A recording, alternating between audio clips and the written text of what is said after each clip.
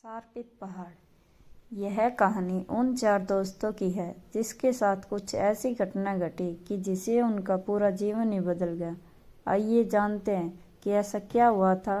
मुंबई शहर की रहने वाली प्रिया शर्मा अपने दोस्तों के साथ रवि, साहिल और विजय के साथ शिमला जाने का प्लान बनाया।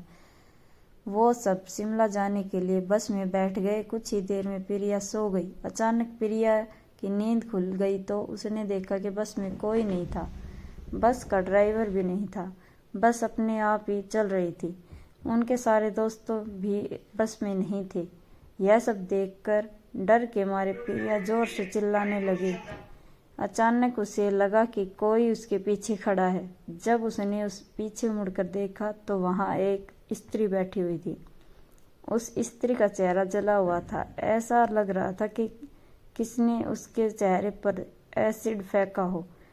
ऐसा भयंकर चेहरा देखकर प्रिया ने चिल्लाना शुरू कर दिया, बचाओ बचाओ बचाओ। और अचानक प्रिया की नींद उड़ गई। वो एकदम डरी हुई और पसीने से पूरी भीग गई थी।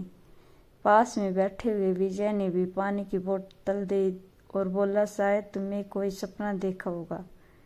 थोड़ी ही देर में सब शिमला पहुंच गए और एक होटल पर रात बिताने के लिए गए। दूसरे दिन वो सब साथ में मिलकर होटल के पास वाले पहाड़ पे घूमने जाने का नक्की किया।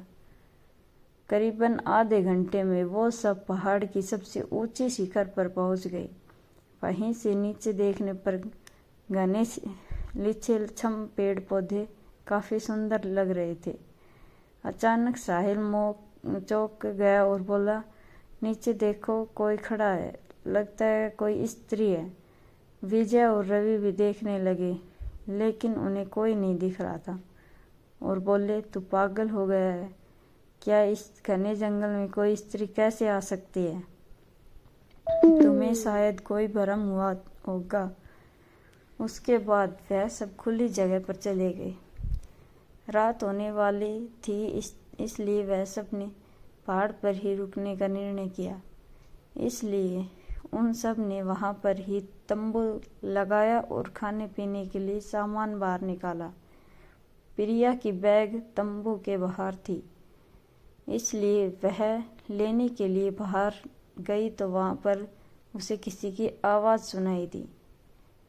प्रिया उस आवाज की ओर अपनी नजर घूम आती है तो उन्हें सामने से कोई 3 आदमी आते हुए दिख रहे थे। उनके हाथ में धारदार हथियार देखकर प्रिया डर जाती है और दौड़ के तंबू के अंदर आ जाती है। उसने अपने दोस्तों से भी यह बात की लेकिन कोई उसकी बातों पर विश्वास नहीं कर रहे थे। प्रिया चिल्लाकर बोली, आप सब पागल हो गए हो क्या? कोई भी मेरी बातों पर भरोसा नहीं कर रहा। चलिए मेरे साथ बाहर, मैं आपको बताती हूँ। वो सभी बाहर आके शिखर की चोट से नीचे देखने लगते हैं। उतने में ही उन सभी को लगता है कि कोई 3 लोग उनकी ओर बढ़ रहे हैं।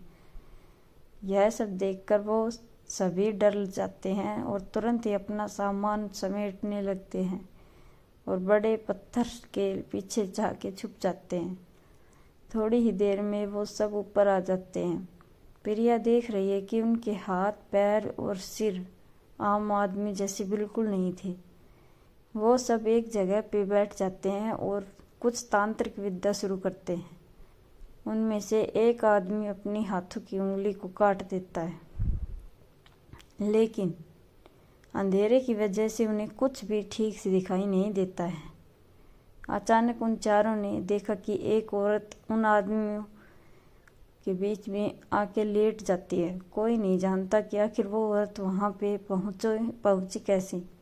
प्रिया ने कहा, मुझे कुछ समझ नहीं आ रहा, आखिर यह सब क्या हो रहा है? मुझे बहुत ही डर लग रहा है। एक के बाद एक वो तीनों उस औरत को सूंघने लगे। वहीं पे अचानक उस औरत ने अपनी उंगली उठाई और हमारी तरफ इशारा करने लगी। हम सब डर गए। वो तीनों उस औरत को छोड़कर हमारी ओर बढ़ने लगे। हम सब पहाड़ी से नीचे होटल की ओर दौड़ने लगे। हमारी आवाज़ सुनकर वो तीनों हमारी ओर दौड़ने लगे। प्रिया और साहिल सबसे आगे थे और विजय और रवि उनके पीछे दौड़ रहे थे। प्रिया और साहिल होटल तक पहुंच गए, लेकिन रवि और विजय का कोई पता नहीं चल रहा था। हमने होटल वालों ने उनके बारे में सभी बातों के तो उन लोगों कहा कि उस पहाड़ पे कोई नहीं जानता, वो पहाड़ शार्पित है, जो भी वहाँ जाता है वो कभी वापस नहीं आता। आपकी किस्मत अच्छी थी कि आप भी जिंदा हैं, लेकिन हमारी दोस्त रवि और विजय कभी भी वापस लौट के नहीं आए। हमने उन्हें ढूंढने का बहुत ही कोशिश की, पुलिस कंप्लेन भी करवाई, लेकिन कोई फर्क नहीं पड़ा। दोस्तों, अगर आपको हमारी वीडियो अच्छी लगी हो तो शेयर और लाइक ज़रूर करें। Please subscribe.